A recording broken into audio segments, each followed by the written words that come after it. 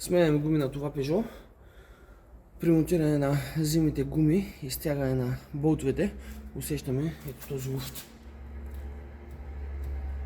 Доста е голям, не сме го усетили, тъй като в принцип караме доста гладко буса. Не сме го усетили, това всъщност е ето този тампон на носача. Само секунда да видим дали ще го видим.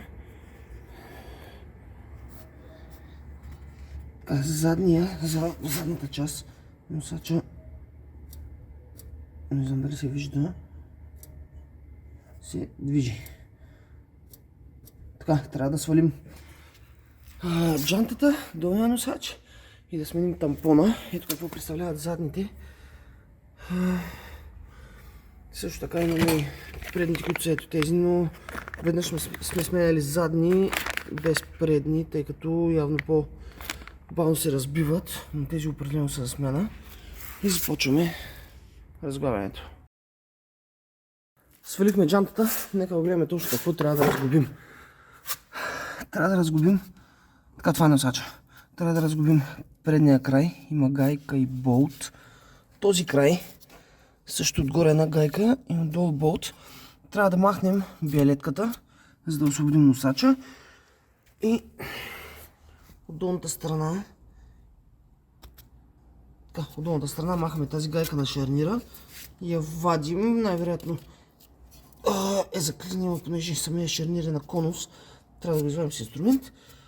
Препоръчвам да си хванете с един колан тук долната част на амортисьора, да го хванете за предния мост, защото при развиване на носача долната страна на главината ще остане свободна. Ако я дръпнете прекалено много, полоската ще излезе, самото каре ще излезе от диференциала и ще източите масото. Общо взето. Затова е хубаво да хванете един колан, да не позволявате на главината да се дръпне към вас и да изкарате полоската. Разглавяме и ще видим как ще излезе този носач. Така, развихме гайката на биелетката, развихме и гайката на шарнира. Използваме този инструмент, за да махнем шарнира от носача.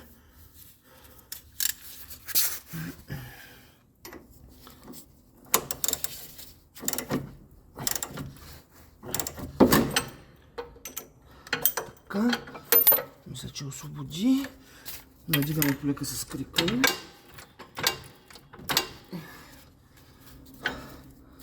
Да, освободил е. Просто ви трябва една щанга,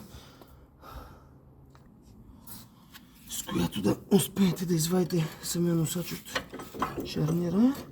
Той излиза доста лесно. Така. Този инструмент можем да го махнем. Трябва да махнем долу крика. Излезе. Така. Парбе. Вече шарнира е свободен. Той. Така, надигаме още малко с кръга.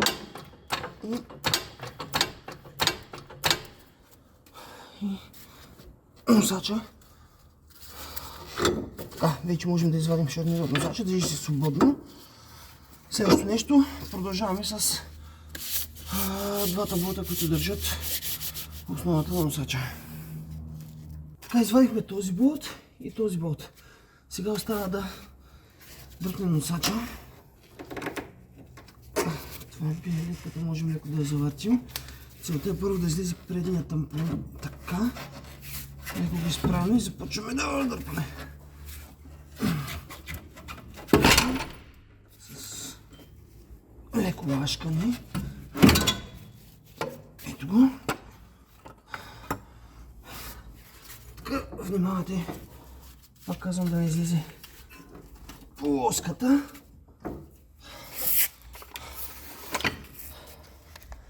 Така, това е носача. Ето и разбития тампон. Буквално можем да си го извадим почти с късане и трябва да го сменим. Тампонът се избива на преса. Взехме този статив да имаме опорна точка тук. Този камък с размер 50 идеално ляга отгоре върху външната страна на тампона.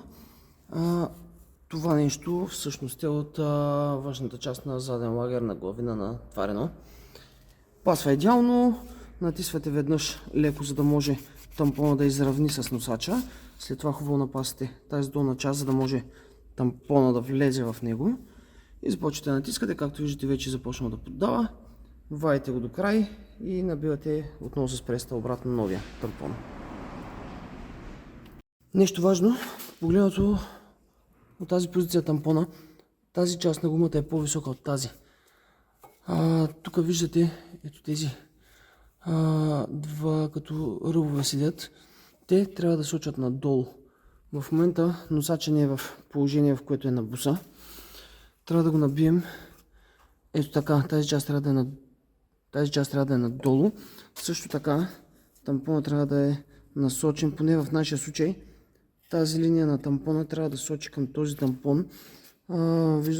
Виждал съм също така да сочат и към самото рамо, но в нашия случай беше завъртян така. Така ще го сложим по същия начин.